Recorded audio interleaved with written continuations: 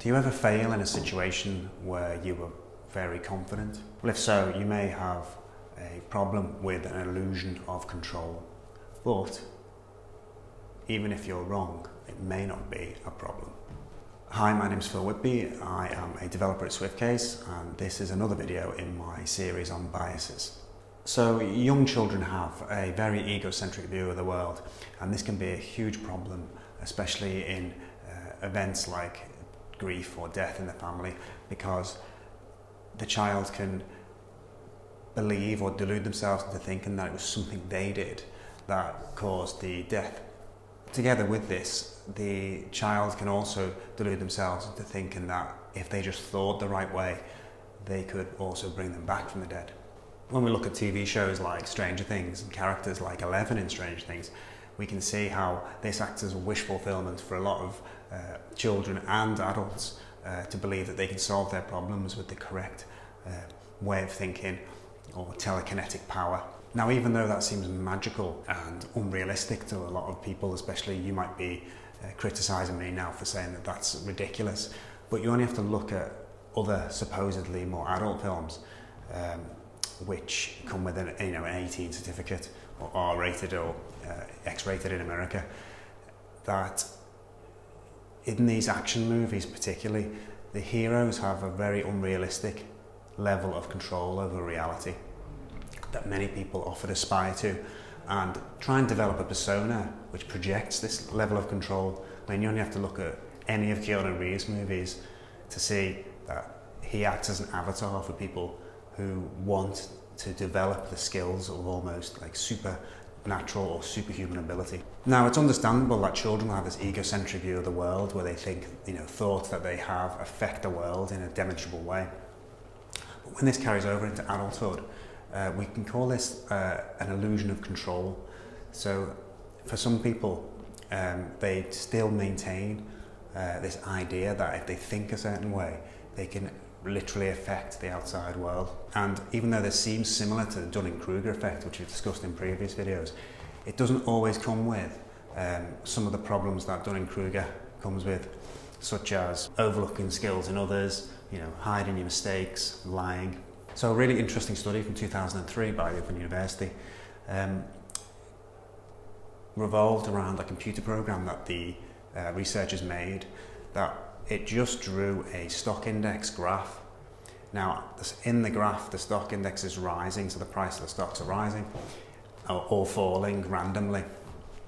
And the subjects that are part of the study are told that if they press, a combination of buttons on the keyboard, they can affect the stock index price in a positive way, but that there's some lag after it. So, of course, the buttons do absolutely nothing. The individual subject has no control over the events that cause the stock index to rise or fall. But those people that, after they'd completed the test, if they scored themselves highly as affecting the stock index price with their particular combination of key presses, those people were demonstrated to have a lower impact on the business they were in terms of profit contribution, analytical ability, and even wages. So on the surface, it looks cut and dried. If you project yourself or think of yourself as having more control over the world than you do, then you are not as successful or not as effective. But it isn't actually that straightforward. The problem with people that have a very realistic view of the effect on the world, and this is often found in depressed people, sometimes called depressive realism, where that individual has a realistic assessment of the control of events in the world. But when it's more realistic in that way, in other ways it can be unrealistic. So one of the flaws of the study is that they haven't demonstrated that people who refrain from acting on events when they do actually have agency don't really show up in the measurements. Other studies have demonstrated that people that apparently have a more realistic view actually don't. They underestimate their ability in events that they do have control.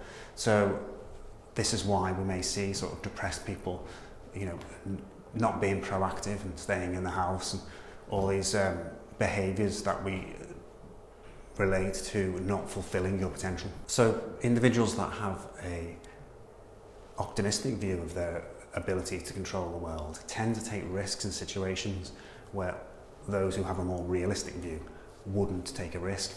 So I think an unrealistic view that's optimistic, that suggests, oh, I have more control over the world than I actually do, leads to more proactive behaviours. A great example of this is Orson Welles in his much revered film Citizen Kane. Orson Welles was, you know, in his early 20s and hadn't really shot a film before, and was really, you know, optimistic about his ability to make this film happen, even though he had no experience. So the lesson from this is not that you should have an unrealistic view of your abilities, because in a way, if you're assessing your abilities, you must know what your abilities are to then overestimate them. So it's really impossible. I think the key lesson is that you should maybe take risks in situations where you really think you have no agency, where you may have agency, but also that sometimes the success comes from taking a little risk every now and then outside of your comfort zone. And that may lead to success, and there may be a perception that you're a successful person, even though it's down to chance more often than not. But we know that people exploit these chance events to make it look like it's their skill all the time, and that may be a very judicious use of this, may be crucial to being as successful as you can be. My name's Phil Whitby. Thanks for watching my video on illusion of control in the series on biases. Please hit subscribe or drop a comment below, and be sure to look out for the next video.